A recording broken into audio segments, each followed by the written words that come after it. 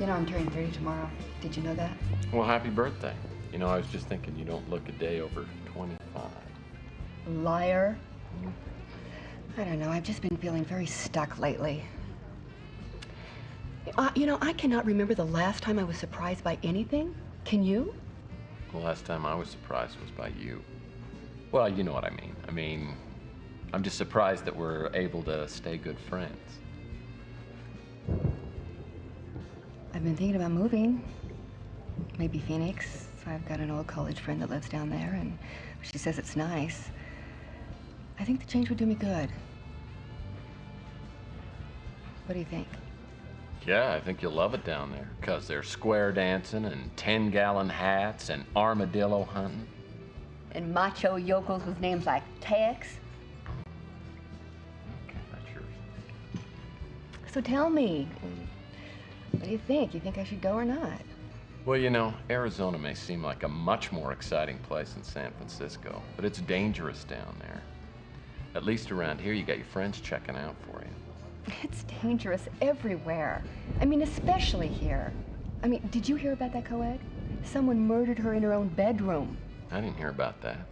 Who killed her? Well, the newspaper said it might be a serial killer. They gave him some kind of crazy name. I don't know, I can't remember what they called him. Well, doesn't that stuff scare you? I mean, I'm a tough guy, and it scares me.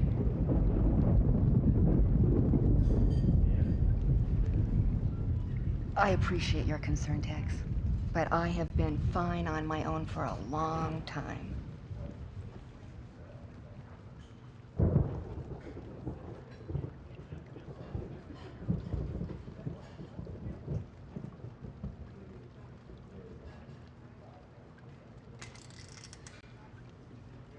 Looks like the rain's letting up.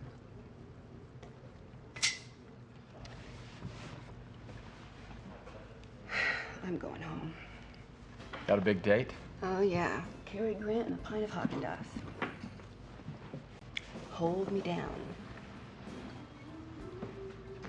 See you later.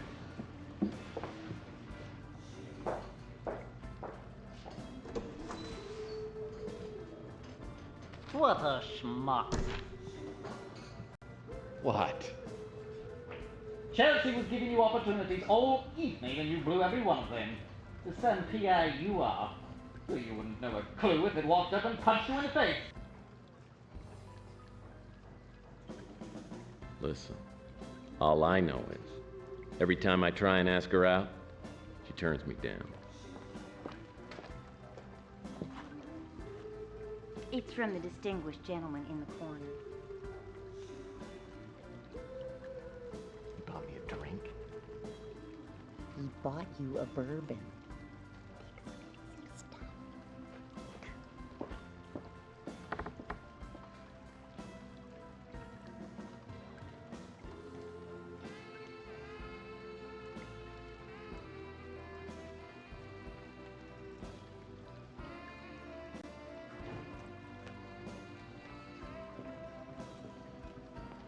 Oh, good evening, good evening.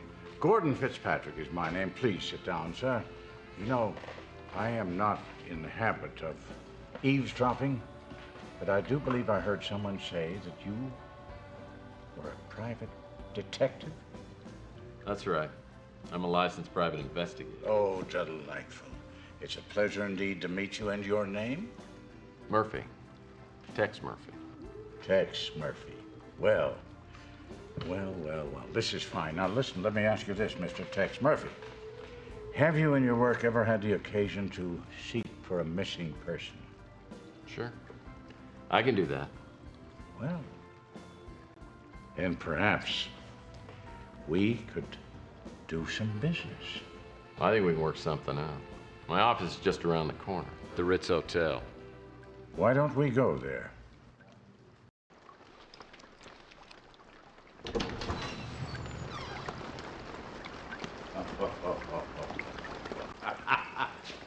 I like your office. Oh, yes, the ambiance is very authentic. Reminds me of those, those old detective stories that I used to watch when I was a kid. I'm sure that at any moment, Sam Spade is going to come marching through that door, but then who needs Sam Spade when I've got Tex Murphy standing in front of me? Did you always want to be a private eye? As far back as I can remember. Mm-hmm. Would you have a seat, Mr. Thank you. Fitzpatrick? Yeah. While all the other kids were logged on to Sesame Street Interactive, I was reading Hammett and Chandler. It must be quite an exciting life. Oh, it's got its moments. Don't get me wrong, it's not like the movies. It sure as hell doesn't pay very well. But it suits me. So what can I do for you, Mr. Fitzpatrick? Well, I'm trying to find an old acquaintance of mine, Thomas Malloy, Dr. Thomas Malloy. The last official address for him that I have is the Ritz Hotel. Now, do you happen to know him?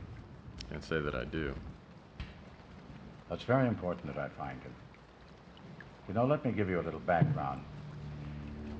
For many years, I was a research scientist, and I worked alongside Dr. Malloy. But about 20 years ago, maybe, I guess something like that, our paths diverged, and I lost touch with him, and he with me. And then very recently, I saw a photograph of him in a local newspaper. Now, it's a strange thing how time is such a natural equalizer, makes us appreciate the faces from one's past. At any rate, the older gentleman in that photograph is Dr. Malloy. And I contacted the newspaper to find out where the photograph had been taken. It was at the San Francisco Technical University. Well, I hiked right out there, got to the campus, and decided to look the man up and surprise him.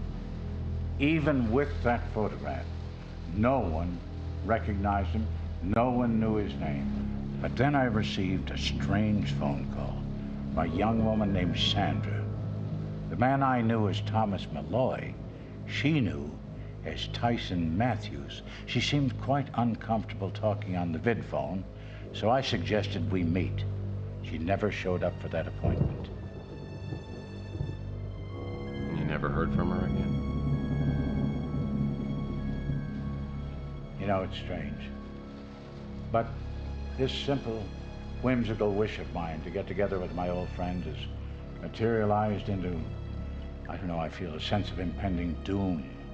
I fear for the young woman, and I fear for my friend, Dr. Malloy. It sounds interesting. I think I can look into this for you. Thank you. Now, you'll have to refresh my memory. How much is your fee? How does it work? I charge $500 a day. Of course. Plus expenses. Naturally.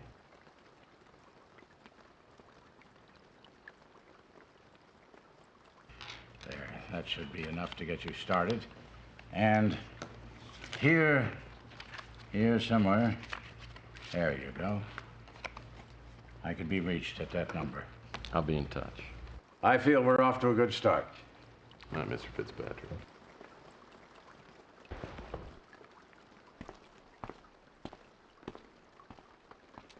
This is the first cash I've had in months. $4,000. I owe Louis $200, and Rook says I owe him $300.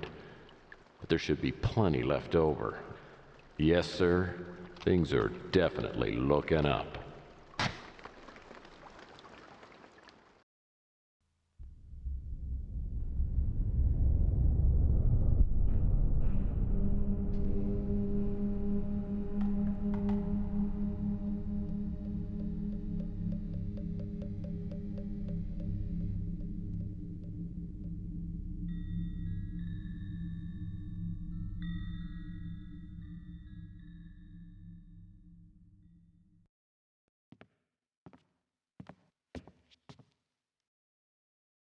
Fitzpatrick didn't give me much to go on.